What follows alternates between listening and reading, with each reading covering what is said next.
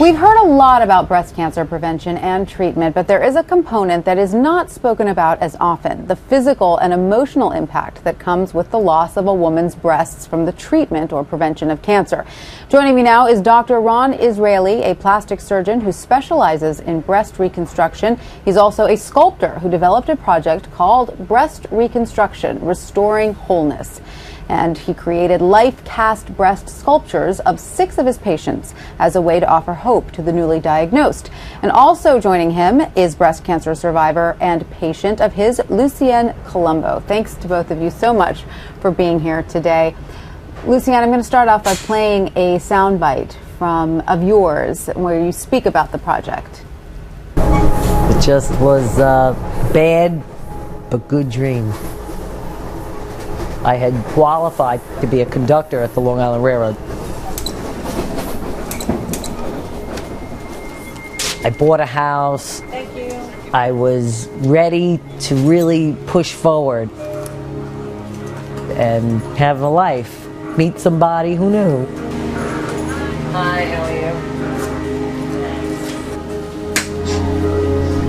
Everything was going to be good.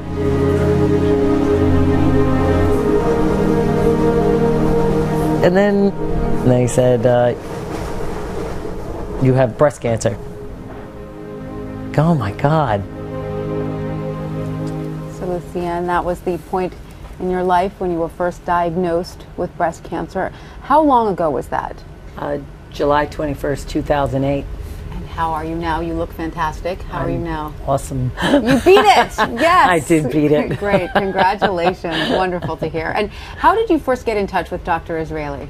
Through Molly Sugarman, who was there when I was diagnosed, and she referred me to use Dr. Israeli, and it was the best decision. Was it a complicated time for you? A very emotional time? It was very emotional. It was, you know, at that point, everything goes quickly. You're in a rush to do everything. You want results tomorrow, the next day. So, yeah, you just kind of follow the wave. You just ride the wave, and you wind up, you know, where you wind up is hopefully where you should be. Exactly, exactly. And Dr. Israeli, tell us how you came up with this concept of sculpting your patients' breasts to give them a sense of hope. You know, it was, since I started my practice in plastic surgery, I started working with a sculptor and various sculpture projects. And there was one project in particular where we did a life cast of, not a patient, but a model.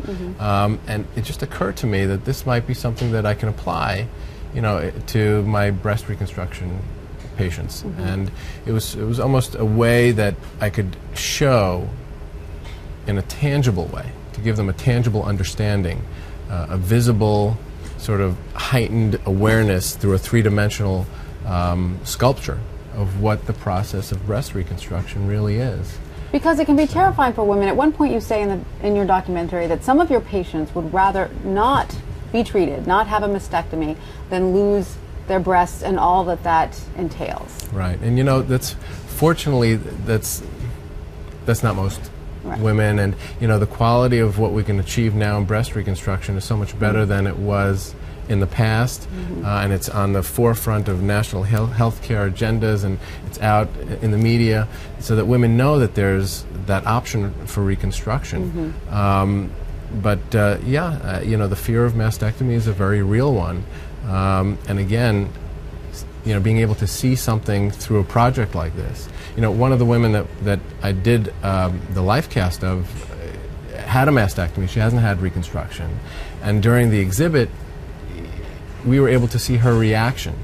You know, her reaction not only to seeing herself having had a mastectomy, but her reaction seeing the other life cast sculptures, which were all of women who've had reconstruction. And what was her reaction? Well, I think it kind of affirmed in her mind, you know, that there's a light in the end of the tunnel. She's going to be okay. Right. And the decision to do reconstruction for her was, you know, is the right one. So in the end, she did decide to. She decided to do it. She hasn't done it yet. Right. But that's the kind of